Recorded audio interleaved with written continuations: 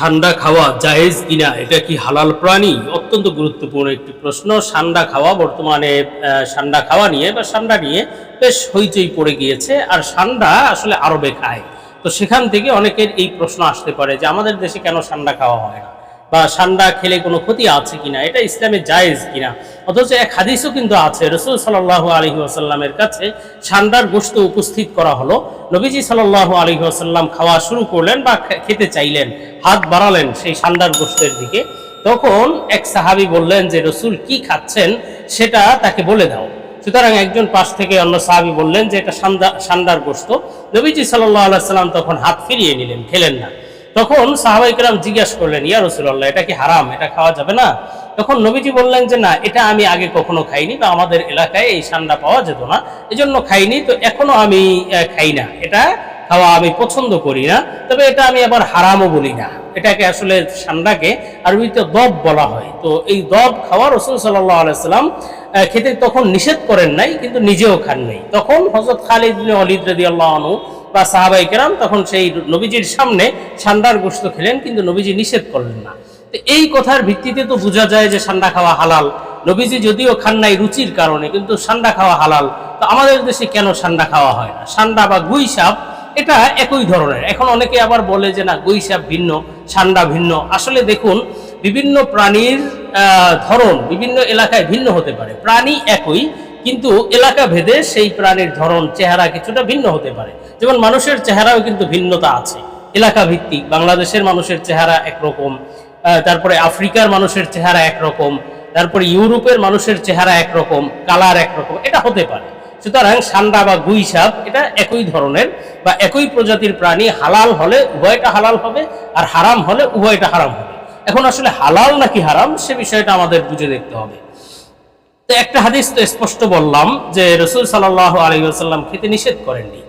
অন্যদিকে এই বিষয়ে, অর্থাৎ ঠান্ডা খাওয়া হালাল নাকি হারাম বা খাওয়া যাবে কিনা, এই বিষয়ে কিন্তু দুইটি মত আছে উলামায়ে কেরাম, আইম্মায়ে কেরামদের মধ্যে। একদল ইমাম বলেন খাওয়া জায়েজ, যেহেতু রাসূল সাল্লাল্লাহু আলাইহি ওয়াসাল্লাম ওই যে হাদিসের কথা উল্লেখ করলাম, ওই হাদিসের ভিত্তিতে বলেন যে নবীজি তো নিষেধ করেন নাই, তো খাওয়া যাবে।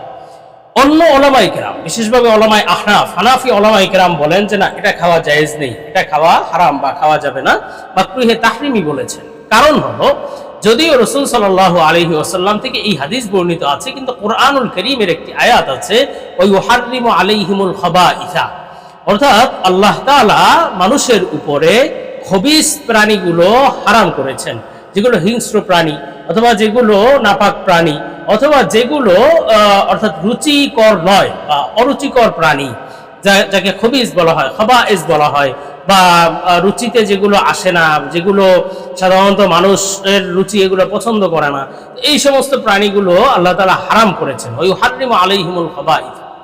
এই হাদিসের ভিত্তিতে এই যে গুই সাপ বা ঠান্ডা, এগুলো ওই খাবাইসের অন্তর্ভুক্ত। যেহেতু আসলে এগুলো মানুষের যে সমস্ত মানুষ যে সমস্ত প্রাণী খায়, অথবা মানুষের জন্য যে সমস্ত প্রাণী হালাল, সেগুলো যতটুকু উৎকৃষ্ট মানের, গুই সাপ বা ঠান্ডা এটা উৎকৃষ্ট মানের নয়, বরং এটার বিভিন্ন খাসলাত, চরিত্র এবং বিভিন্ন অবস্থা এটা মানুষের রুচির বাহিরে বা রুচি বহির্ভূত, অরুচিকর। এজন্য এটা খাওয়া যাবে না, খাওয়া নিষেধ করা হয়েছে। তাহলে রাসূল সাল্লাল্লাহু আলাইহি ওয়াসাল্লাম যে খেতে নিষেধ করেননি, তো সেই হাদিসের জবাব কি? বা সেই হাদিস তো সহিহ হাদিস, বুখারী মুসলিমের হাদিস, তো সেটার জবাব কি? তো তারা এটার জবাব দিয়ে থাকেন, এটা রাসূল সাল্লাল্লাহু আলাইহি ওয়াসাল্লামের প্রথম যুগের আমল। অনেক আমল আছে যে রাসূল সাল্লাল্লাহু আলাইহি ওয়াসাল্লাম প্রথম যুগে করেছেন, কিন্তু শেষ যুগে সেটা রহিত হয়ে গিয়েছে, যেটাকে বলা হয় মানসুখ, মা নানসাখ মিন আয়াতিন আও নুসিহা নাতি বিখাইরিম মিনহা আও মিসলিহা। অর্থাৎ একটা বিধান রাসূলের শুরু জামানায় একরকম ছিল, কিন্তু সেই বিধানকে পরবর্তী জামানায় পরিবর্তন করা হয়েছে। যেমন ইসলামের শুরু জামানায় মদ খাওয়া কিন্তু বৈধ ছিল, জায়েজ ছিল, সাহাবায়ে কেরাম এই শরাব পান করতেন, কিন্তু পরবর্তীতে আস্তে আস্তে আস্তে আস্তে সেই শরাবকে সম্পূর্ণরূপে হারাম করে দেওয়া হয়েছে। তেমনিভাবে এই ঠান্ডা প্রথম যুগে জায়েজ ছিল, হালাল ছিল, এজন্য রাসূল সাল্লাল্লাহু আলাইহি ওয়াসাল্লাম নিষেধ করেননি, এবং নিজেও খাননি ওই রুচির বিরোধী হওয়ার কারণে, এজন্য রাসূল নিজে খাননি, কিন্তু পরবর্তীতে এই আয়াতের মাধ্যমে এই প্রাণীকে হারাম করা হয়েছে। সুতরাং বর্তমানে এটাই সর্বশেষ মত যে ঠান্ডা খাওয়া যাবে না, এটা না খাওয়া উচিত এবং খাওয়া থেকে বিরত থাকতে হবে। এটা হারাম বা মাকরুহে তাহরিমের অন্তর্ভুক্ত। সুতরাং সান্ডা বা গুইসাপ খাওয়া থেকে বিরত থাকতে হবে।